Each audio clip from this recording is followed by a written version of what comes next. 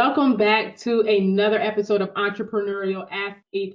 This is a show for athletes who are looking to transition into business, or maybe you're a former athlete and you have already transitioned into business. Well, this show is for you to learn from other people and hear other people's story and how they have accomplished their successes and all the things there in their business. And today we have a special guest, you all, Nick. I'm going to kind of read off what he has done, and I'm really excited to have you here with us today. But first, I want to give you a good introduction. Hopefully, I do a good job there. But Nick, he is the founder of Sales Performance Teams. He is a salesperson, a sales leader, a successful entrepreneur, a marketing and sales executive, a President's Club winner, a speaker, and an author. So welcome to the show, Nick. I mean, did I miss anything? I know, but when you read it, it's like kind of embarrassing, right? It sounds like my mom wrote it for me. It's we're trained to be humble, right? And now you get this person reading all these wonderful accolades, and so it was kind of humbling. But you did great, Phylesha. I appreciate your podcast, right? I think anything that gives entrepreneurs an outlet to talk about two passions of mine, right? Sports performance, but also entrepreneurship, and how they merge together, and what lessons we've learned from the field, the competitive nature of it. And then, listen, business isn't for the faint of heart or for weakness, right? So you got to go into the battlefield every day.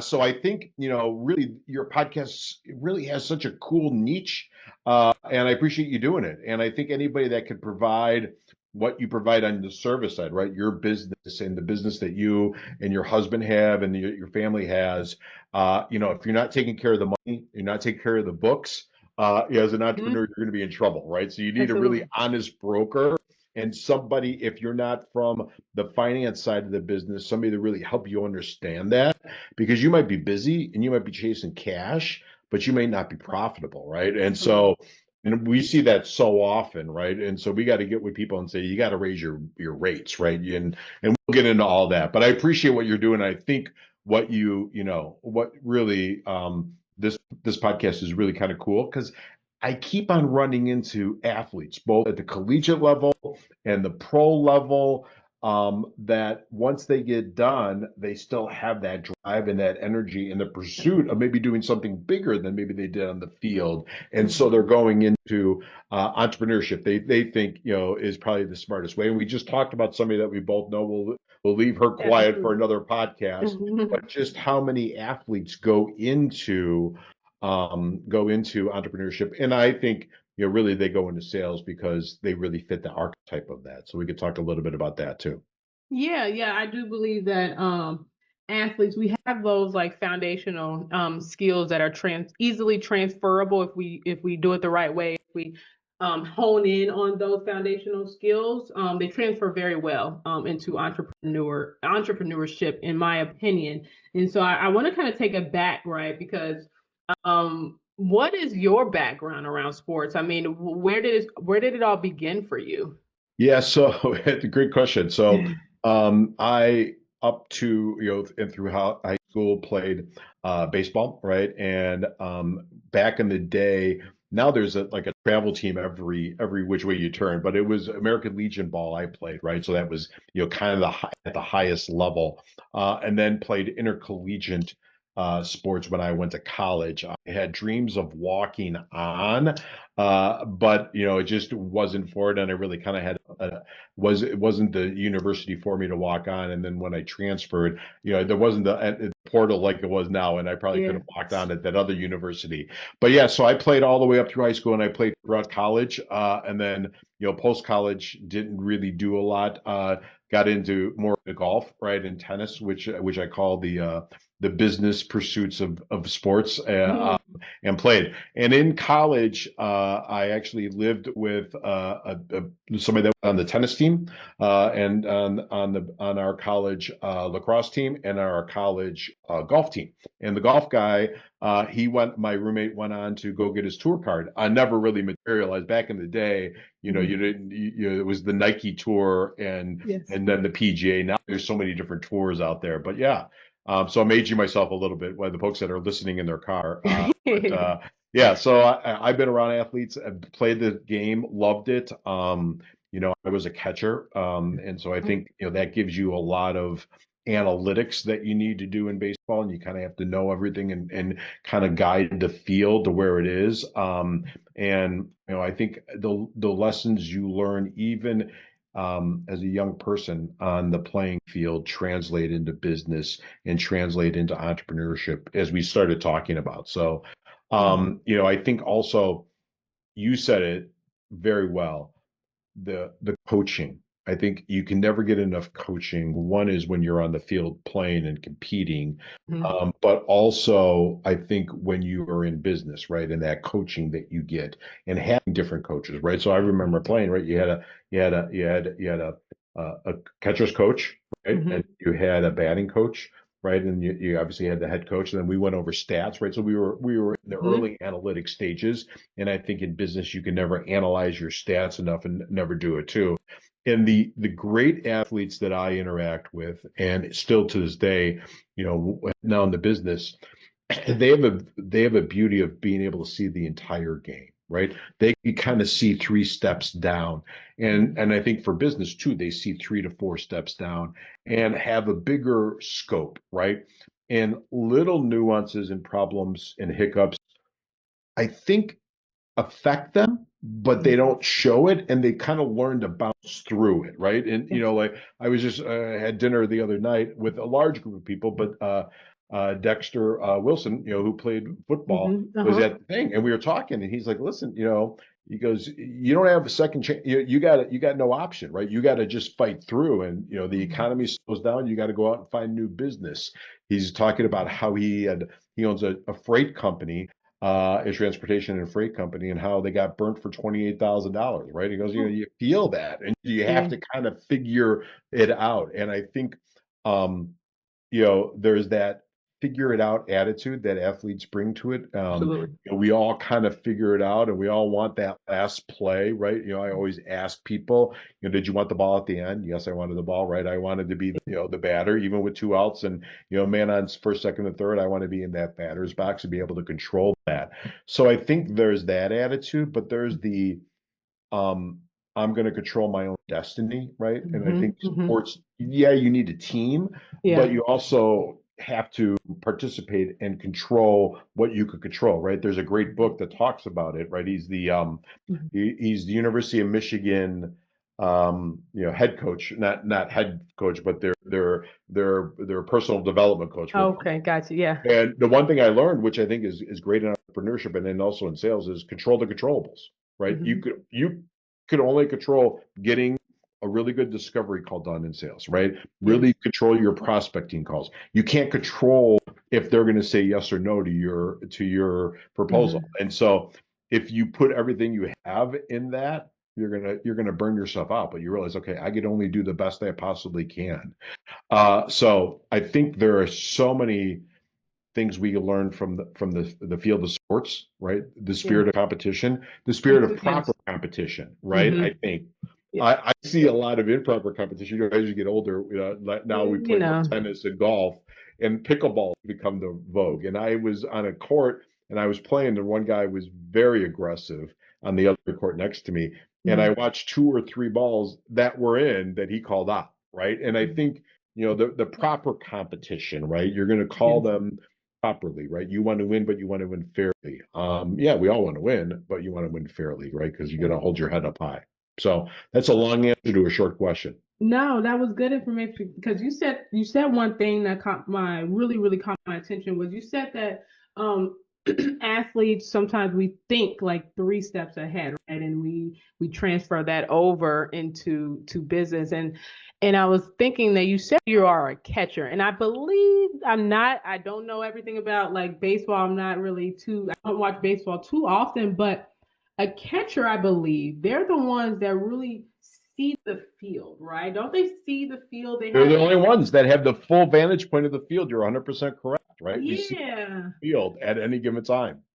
And I think about like in business, like was that like natural to you? Like as far as I mean, you already had that in you being a catcher. Yeah. And so like was that easy for you to kind of like going into business and like just kind of seeing the plan, right? Of course, I know you don't know the full scope of the plan, but like, you might want to go down one path, and it's like, was it easy for you to kind of see the kind of like a bigger picture? Or you might have an idea of the bigger picture. I mean, does that make sense? Like, It did that does. translate? Yeah, translate over to you. Yeah, so I think you're spot on, Yeah. right? And if I think about it, I remember I was on the phone with somebody, and he's like, "Well, what are you working on now? Because you're usually 2 or 3 steps ahead, right?" And I think what you do is you kind of see where the marketplace is going, right? And sometimes you do that to offer new product offerings, right, or services to the marketplace. I also think that it teaches you to say, okay, I think this is where it's going to go, right? So let's focus on that. I think the other thing too, it helps is when you're like, you know, especially with my client work, we could say, I think you're a solution looking for a problem versus a problem looking for a solution. And Mhm. it's always difficult to try to bring a solution to the marketplace that doesn't realize they need it, right? And you need to be able to fix problems for people, right? Or if you're going to bring solutions to the marketplace, you got to have a lot of money, right? Because you got to educate the consumer.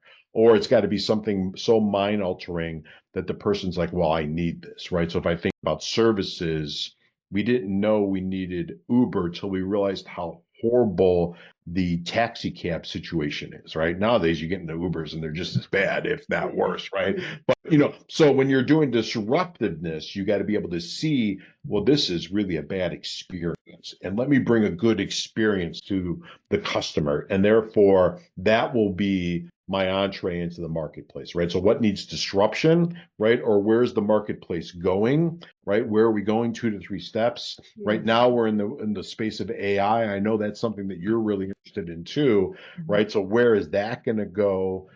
Is the pendulum swinging too far forward where it's going to have to normalize itself too, right? I don't think it's going to replace everything. It can't, because then we're all just going to have nothing to do except for talk to each other, via the internet. But so you got to kind of play that through. But I also think that you have to see the entire field and really take steps to be there, right? Yeah. Because most businesses fail because they really didn't move forward. They're doing the same thing that maybe they did when they first started, but the marketplace changed on them, Yeah. right? And so they didn't evolve with the times or attempt to evolve with the times. You got to try things in business. Absolutely. And you correct me if I'm wrong. You grew two businesses at the Yeah, same time, right? yeah. Wow, how was that? Like how did that start for you? Like take us through the journey. This is a good question. So the first business, we started out as kind of a marketing strategy and consulting firm, and then we kind of got into we realized that there needed to be execution, right, and lead generation, and so we grew that company, and then we had all these clients, and we had places we needed places for them to go, so we went out and bought various media sources for them. So we did direct mail, right? We bought magazines. We got into digital space, so we started doing a lot of digital lead generation for them. And then we also we had a mobile billboards, right? So the billboards that you see promoting clubs and all that type of things. So, once you get, and I think that's entrepreneurship, get the Mhm. customer and then figure out different services that you could sell to the customer because the acquisition cost of the customer is the most expensive cost in any business, right? So you Mhm. got to get the customer, and then now you got to service that customer and also provide other service to them because you've got trust with them. You've built up that reputation with them. So that's always been my mantra. I learned that from an early mentor, and it's like, okay, like the dog walker should have a bunch of different other things that they sell to that Mhm. person, right? Mhm. They should be able to sell or buy a grooming, right? And so now you groom the dog, right? And the dog's going to go in the backyard, so you got to have the waste pickup, right? So you have to think about, okay, I've got that customer. What are the other services that this customer can have, and how do I fit that need? Because that's entrepreneurship, right? There's a difference between a small business. A small business is the dog walker, but the Yeah. entrepreneur has all the other services that have to happen for the servicing of the pet.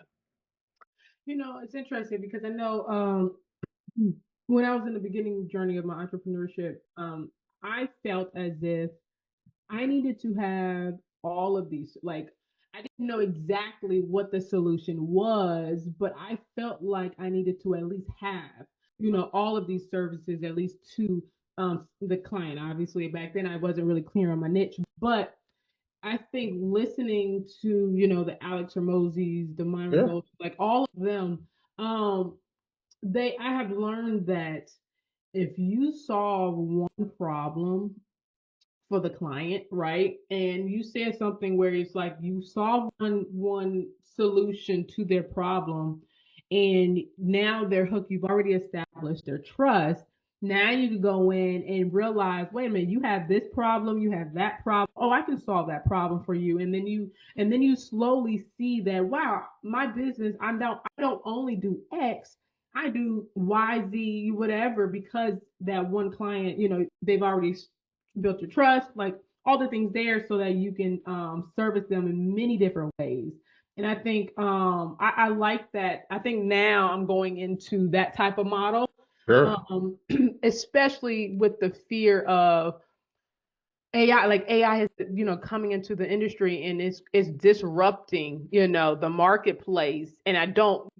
Some industries have a clear picture of how AI is going to play a part in their industry, but me being in the tax industry, I don't have a clear picture of that. I know it's there. I know it's coming. I know what's going is coming. But what is that clear picture? And so now it's like I'm servicing my clients, and I am figuring out, okay, what do they actually, I have this service, but like now that I'm servicing you, what else do you have? Like what other problems? Because the tax industry is so old school. Let's Yeah, it's old school and it's that. episodic, right? It's only, Right. it's only a handful of times a year that they need Right. your service. Yeah, and it's like they don't have, they're not really digitally inclined, some of them, and so it's like, okay, well, I can help you in these ways. But anyways, yeah, you Yeah.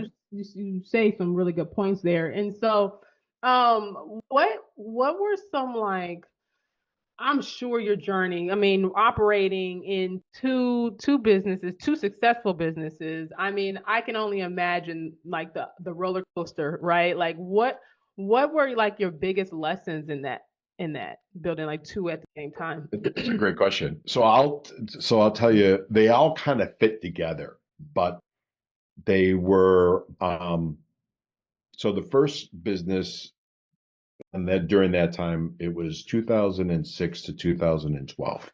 And um there in 2008 and 2009 there was a little thing that was called the financial crisis, right? That where everything fell off the hook.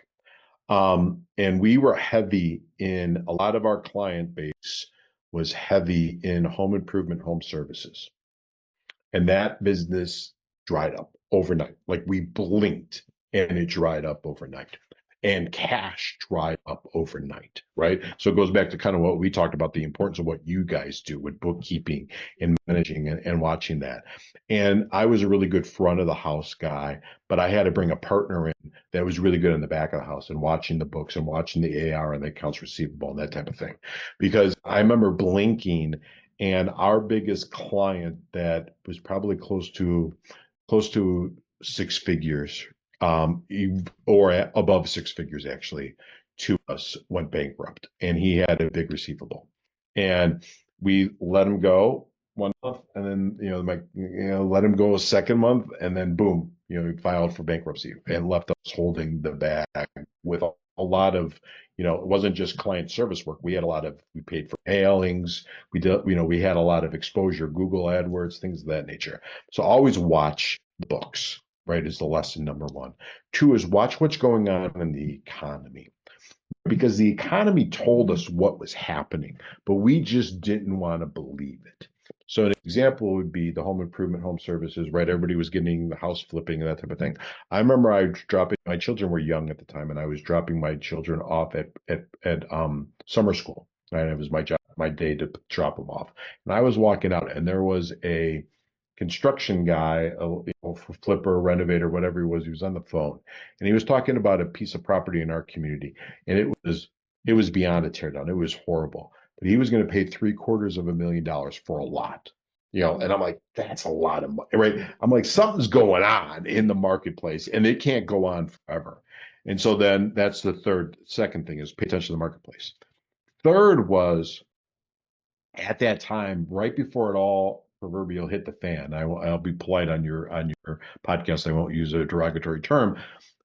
I had an offer for the business, and it was a good offer, but it wasn't a great offer, but it was a good offer. Sometimes you need to take the good offer, right, and bypass the great offer because I should have took the cash and just flipped it into something else. Yeah. So that's the fourth thing I learned. Then at that time, we were growing it so rapidly that I couldn't keep up from a capital perspective, right? Capital infusion and funds. So we went out and got some angel investors or capital investors, and they ended up being partners, right? And so that was good. They were good guys and really good. They were a good sounding board. So that was beneficial, right? But then I also realized one day I said, I owned 100% of one business all by myself. And now I only own a third of a business, right? Now, granted, there was cash infusion and I took some, I was able to kind of offset some debt. But sometimes it's best to own everything, right? Versus having partners. But if they're the right partners, then it's good, right? So I'm going to speak out of both sides of my mouth. So those are four things that I learned. Always watch the money, always watch the bank book, right? Always watch the checkbook. We had a $500,000 line of credit that I watched get sliced down, as everybody else did in 2008 and 2009 by the banks. Bank on bank deposits. This is aging us, but we'd get checks from people versus credit card payments. Bank on bank deposits would take 14 days to clear. This is Chase Bank, right? It wasn't like it was a podunk bank. So you had to have cash flow to run the business. We had a large staff and we had a lot of outlay. So you got to manage the books. Watch what's going on in the environment. So you have to goes back to seeing the entire field, as we talked about. You have to be watching what's going on. And not that you are afraid to take risks in business, because business is all about taking a risk, but you have to manage the risk. If you're going to take capital in, I probably take capital in as debt versus giving up equity. But lessons learned, right? I was young. I was a lot younger then, so I learned that. And so those are lessons learned. And if the offer is good, take the offer, right? Let's take the offer sometimes. So. And I wanna address the mindset of risk, right? Like you said, you have to take risks, but you have to manage it as well.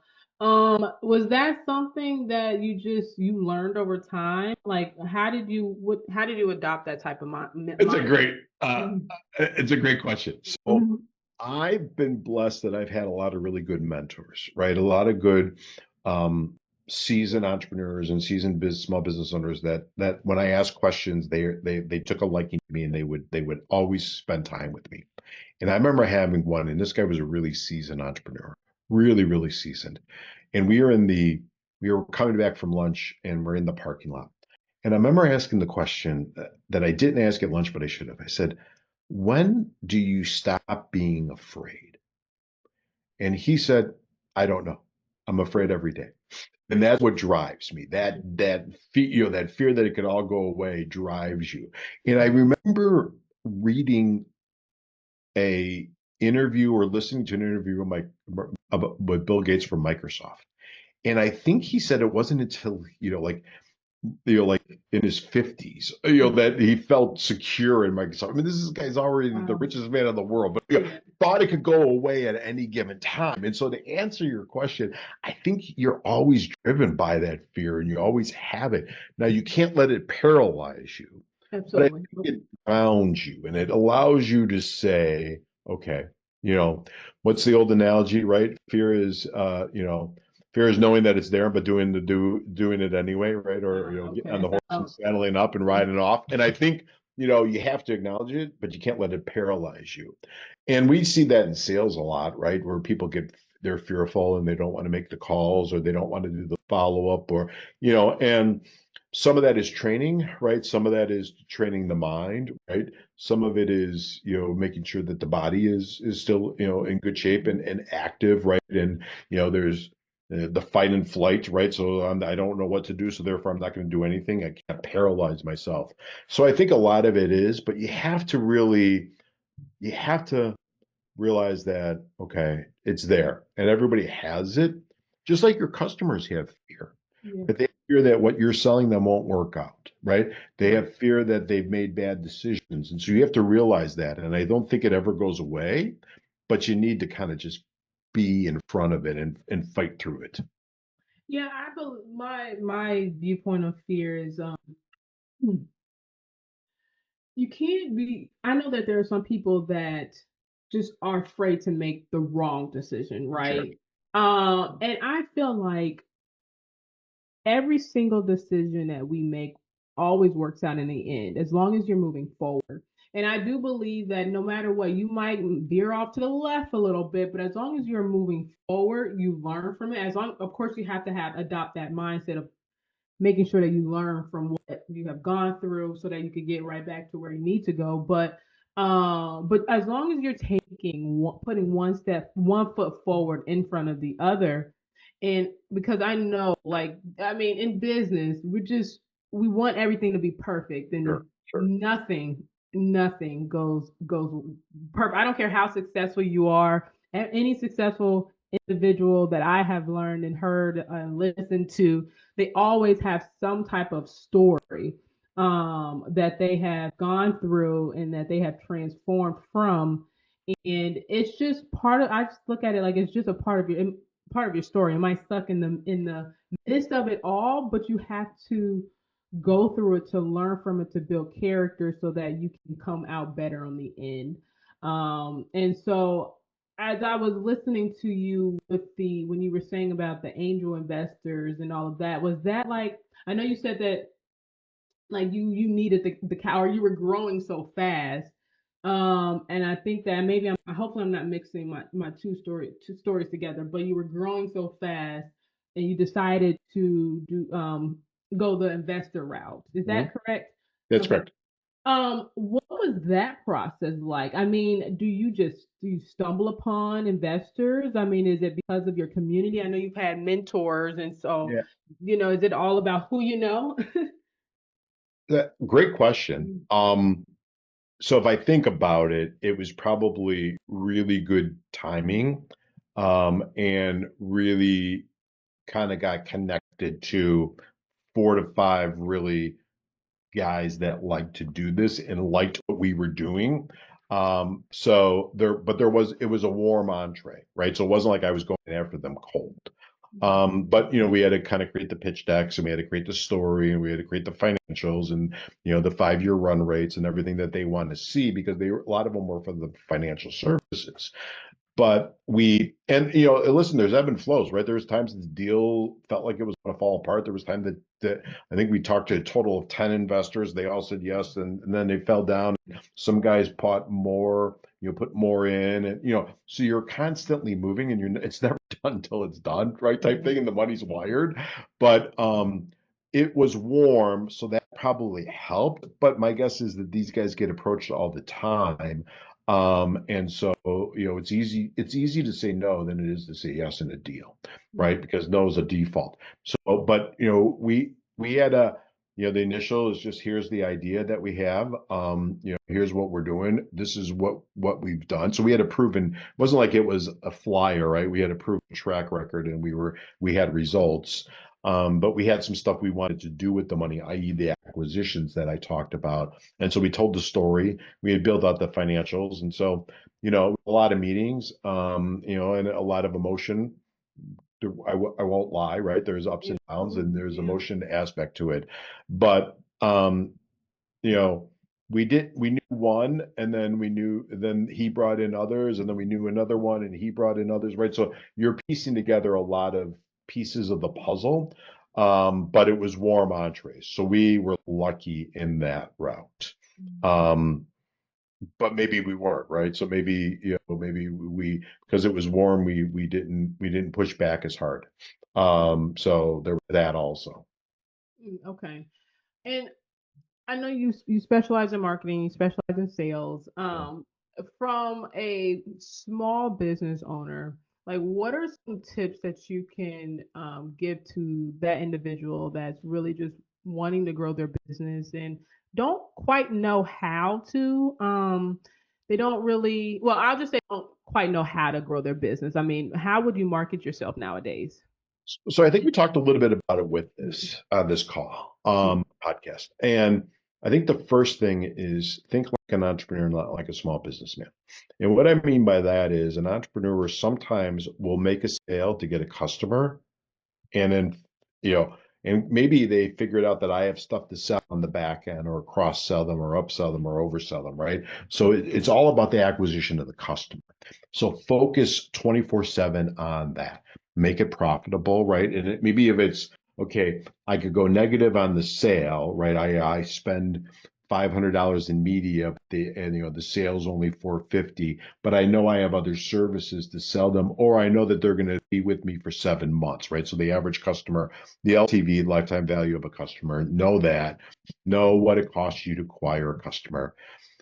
Entrepreneurs, for some reason, get into business and don't realize that they're not the butcher, baker, or candlestick maker, right? It doesn't, they are the marketer and the seller of the butcher services, the baker services, the candlestick services, right? So you have to think of yourself as a marketer first. Think of yourself as a salesperson first, and say to yourself, what am I going to do? I used to carry a card. In the old days, we used to wear business suits all the time, right? So I used to carry a card that I got actually from a guy that was a VP and general manager of a basketball team.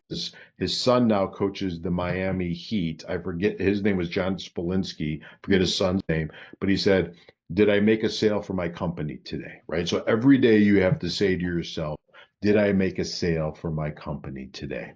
And everything should be through that lens of how do I go out and acquire customers, or how do I go out and acquire referral partners? I think the other thing that that entrepreneurs need to think of is, are you really working, or are you doing things that are wasting time, right?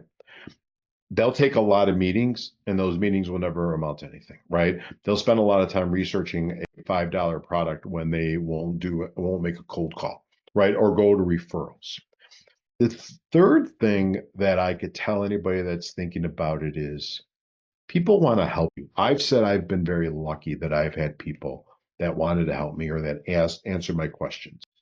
And so I think sometimes we feel like we have to do it ourselves versus asking people, hey, who do you know that might be a good person for me to talk to about my services, right? I'm trying to grow my company. We're doing really well, but I'm always looking for new business, right? Do you know anybody that needs our services? And I myself don't do that enough, right? So who do you know, right? So think about that. Create a centers of influence, and use those people. They may not ever buy your services, but think of them as referral sources for you, right? Or centers of influence. They get introduced to the right people. So always think of it through that lens. And if you can't do it, right? If you can't make a sales call, maybe you shouldn't be in entrepreneurship, right? Or you got to go find a partner that can, right? Okay. But now you're splitting the pie. So that's difficult. But always think through that lens. I was lucky, right? I kind of am bent, right? Like I said, I didn't know any better, right? Like when they give you the playbook, you just follow the playbook. They gave me the playbook when I my first sales job. They said, "Here's the script. I learned the scripts and I made the calls." Right? I didn't know any better, but I saw there was a lot of guys that talked a good game, right? You knew about it in the locker room, right? They all talk a good game, but then they never picked up the phone. I'm like, no, they must be doing something I don't know, right? But then, in 3 months they weren't there anymore. I'm like, oh, Yeah. they didn't do anything, right? But that's, it's like I didn't know any better. They just said, here's your script. I'm like, okay, I read the script, right? Here, go talk to people. Okay, I will talk to people, right? Go knock on doors. Okay, I want to knock. I mean, I was just a dumb catcher, so I just did what I was supposed to do, told me to do. But I think that's it, right? Yeah. And I still to this day track how many cold calls did I make? How many referral calls did I make, right? How many LinkedIn outreaches did I do? How many emails did I spend? I think I got into the habit of tracking that, we talk about stats. So I knew, Okay, for every 10 calls, dials that I made, I connected. These numbers are old, but I connected with 3 people. Out of those 3 people that I told my story to, one would agree to a meeting. Now it's because of spam filters and that, it's probably up to about 15 dials to 3 connects to 1 meeting. But you're always going to get about 1/3 of the people that say, yeah, I'll talk to you, right? And then for the people that you ask for their business, 20% to 30% will say yes, right? In the beginning, only 10% will. And you'll get better and you'll get better and you'll get better. So, and I see the stats for all of the people that we coach, right? And it's all about the stats and looking at them. And you got to do the work, right? The work then tells you the story. The numbers tell you the story. I've heard this so often about tracking the data, and I'm just listening. I'm taking in what you're saying, and I'm just going with it that is truly important. I mean, you don't want to just blindly just make calls and then you look up and not really truly know how long it takes for someone to actually book with you. And so you're saying like, yeah, that's true. Like tracking, Yeah. like it kind of goes hand in hand. Like it's just as important. Well, let me get your opinion on this. Like you're making the call, right? You talked about how important it is to do the productive activities to grow your business, but you're also saying too, like track it so that you can grow and know how much it takes to, land a sale or somebody to meet with you. Yep, for 2 reasons. I think you're spot on. And there's 2 reasons why you want to do that. One is you want to track it so you can see are there problems, right? Like, okay, I used to, for every 5 people I talked to, 2 of them would buy. Now it's up to 10, right? So what's going on, right? Is my pitch down? Is my pitch off? Am I not presenting it to people properly? But the other thing too is eventually as the business owner, I want you to be the business owner. I don't want you to be a really glorified salesperson. And so eventually we got to hire people in the business, right? So what we see, and I'm sure you guys see it in your bookkeeping and accounting businesses, the one common denominator for businesses that get over $1 million in sales is that they have at least one salesperson. So I want you as the business owner to figure out the system and the process and the metrics and then hire people and then manage the business, the process, and the metrics for a couple of reasons. One is you didn't get in the business just to be a glorified salesperson, right? You become a business person.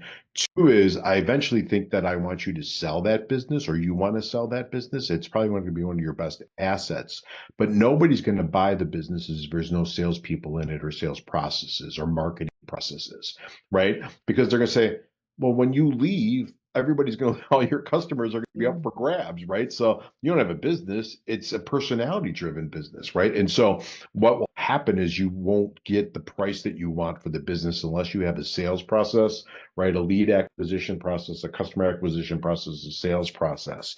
So I want you to build it out as the entrepreneur and track all those numbers. And now you have a system and a process that you can hire to. And so when you hire the person, listen, salespeople will leave an organization because there's no system, there's no process. You hire them and say, here's the scripts that we have, make them your own, but this is what we say. Here's the objection handling matrix, right? Here's the talking points. Here's the stats that I have, right? So for every 25 calls, I get 5 people to talk to me, I close 2 of them, right? Those are numbers that a salesperson is going to be like, okay, yeah, that's a system. Now I'm in a system versus I don't know, right? I mean, say what you want to say, right? I don't know what the numbers are, and no one's going to want that. And you don't have a business; you just have activities that are going on. So you have to track them. One is to go back and look at them, but 2 is because I want you to be future thinking, right? We want to talk about seeing the whole field. Yep. The whole field is getting you out of it and hiring people, but you have to have the system and the process to show them the playbook, if you will, the playbook that you and I are used to having. Yes, absolutely. And those are, and going all the way back, right? Putting it all together, like that is what you have to think of. Like we have, like coming from being a former athlete, right? We already had that, right? We had the playbook, right? We had to study the playbook. Well, we also, when we come to a game, well, actually, let me take a step back. You are practicing, right? Like you are building up your skills, your mindset, your skill set, things there. You come into the game and you're actually performing, right? You're doing what you've already been practicing to do. And so as you're going back into business, right, we already have the vision, right? If you're looking to sell your business, okay, now let's go back and prepare for that. Let's start in the very beginning where it's okay, we got to understand the processes, systems, understand that. Let's look at it from that lens. Of course, you're going to be in the business first so that you can understand Right. what is happening. And then, like, take that lens off a little bit and say, okay, now let's track and see how we can improve. And that's I look at that stage as like the practicing period where, or the critiquing, like you're in the gym, you're getting 100 shots up, but okay, wait a minute now, like I was shooting 50%. Last game I dropped down to 30%. Okay, now it's something with my release. Like let's fine tune that a little bit when it comes to my jump shot. And so that's what I look at that period as, if it's like you're fine tuning your process. Let's take an analysis. You're looking at that at a deeper level. So I like that. I totally agree with you on that. And so as we're kind of wrapping up here, yeah, this is a really good conversation, Nick, and I definitely appreciate you sharing all of the wisdoms and just all of your gems that you're sharing with me. I'm learning a lot in the audience. Um, are there just like some last minute like nuggets that we can take away from this conversation, and we can just take it and apply it into our business? Yeah, so I think I want to go a little bit further on what you just said because I think there's some nuggets here. So I think let's talk about sales nuggets and marketing nuggets, right? So I think in sales nuggets, when you're on a call, right, if you're lucky to do a Zoom, I think you have to go back and review game film, right? So if you think about it, the athlete, we go back and review game film. And I used to tape myself, right? Now you could do it on your phone, but I used to age myself as a cassette recorder and I listen to that. And sometimes it's a one-way conversation, but I'm hearing what I'm saying, and okay, that works and that doesn't work, and that okay, these things work, and why did I say that? What I had diarrhea of the mouth. What the heck was I talking about? Right. So don't do that. And I think great athletes spend a lot of time watching film, right? I watched Tom Brady in an interview, and he said, "Oh, I knew what Kansas City was going to do before Kansas City knew when they walked up and they set up that way. I knew they were going to blitz from the left side." So I think the great athletes study the film, and you have to study the film, right? And sometimes you're studying the film of other people and you're learning from other people, right? So you should be absorbing all of that all the time. So I think that's one, right? And that kind of goes on the playbook, right? Watch the game film and evaluate the game film and evaluate others' game film too, because you're going to learn from that. We talked about Alex Hormozzi. He's great, great entrepreneur, right? Learned from him. But then go back deeper, right? Who did he learn from? He learned from a gentleman by the name of Dan Kennedy, who I happen to actually know and work for and learn from. So study him, right? And who did he work for? He studied Gary Halbert, right? So learn from the masters, and you go back and you'll learn things and you'll put things out there. I think the other thing too is that we've talked about it ad nauseum, and no one likes to hear this, but I'm going to say it one more time: is you got to be a salesperson. You got to pick up the phone. You got to go out and sell your wares, and you got to be thinking about that 24/7. And as entrepreneurs, sometimes we all want it to be easy. I think you even said it. There's no easy, right? Yep. Heck, I want it to be easy every day, but it's not, right? And so you have to kind of put that foot on the pedal every day and keep on pushing and keep on pushing and keep on pushing. And just when you think it's going to be easy, it's not. I think to go back to Nugget, we talked about it in the middle of this, is there are valleys, and realize that there are a valley, right? And just do what you can to get yourself out of it, even if it's like, okay, I need a mental day, right? I'm going to just go play golf, right? Or I'm going to go to the beach, or I'm just going to sit in the backyard and read a book. You do need to take a little bit of time to get through that valley. Um, Constantly be thinking about how can I put more leads into my business. Realize that your database of your business is one of the best assets that you're going to have, right? And constantly be thinking of how to automate lead generation and automate marketing to people and getting them on a call or getting them on some way to buy, whether it's digitally they're buying or a call with you or a staff person. So just keep on thinking about that customer journey, and then you get that customer, what else can you sell them? Always be thinking, what else can you sell them? Because now you've done the hardest part, which is to get the customer. The other thing too is we don't spend enough time of going back to people that we sold. right? And having conversations with them. Why'd you buy from me? What did you like about us, right? I'm sure you looked at other products and services. Why me? And who do you know that I can introduce myself to, right? Who do you know that may or may not need my services, but I can introduce them? So we as business owners need to think about referrals. And I'm pointing a finger. I got four going back at me. I got to think of all these things too. But I think we never ask for the business enough on the sales call, but also on the referral. Hey, who do you know that might be interested in my service that I could talk to, right? But you got to be prescriptive with that, right? Because sometimes people just leave it at that. You might say, hey, who do you golf with that maybe it makes sense for me to talk to? Maybe they have a sales team and their sales team isn't performing and they just want me to look under the hood, right? Or do you know any of business owners, maybe in your networking group or at your church, that might be a good people for me to talk to? So you got to help people make the decision, because if you just leave it expansive of who do you know, I can't think of anybody, right? Because it's too big, but bite it down. Who do you golf with, right? Who do you play tennis with? Who works out at your gym? Who's in your church group that as a business owner that might make sense for us to have lunch together and just learn. Absolutely. So thank you. Wow. Thank you. I honestly, I'm blown away, and I'm definitely taking some things away from this conversation and applying into my business. And I know that the audience is doing the exact same thing. So, Nick, I appreciate you being on this platform, taking the time with us and sharing all of your wisdom. So, thank you again. You're welcome. To the audience, if you enjoyed this conversation as much as I did, please, put a comment down below. That helps us bring wonderful guests like Nick on the show, and them sharing their wisdom, us learning from them. Share with a friend that is also in building a business, wanting to build a business, and just need this information to build out their dreams that they have. So I thank you again for being tuned in, and I will check you out in the next episode. Have a good one.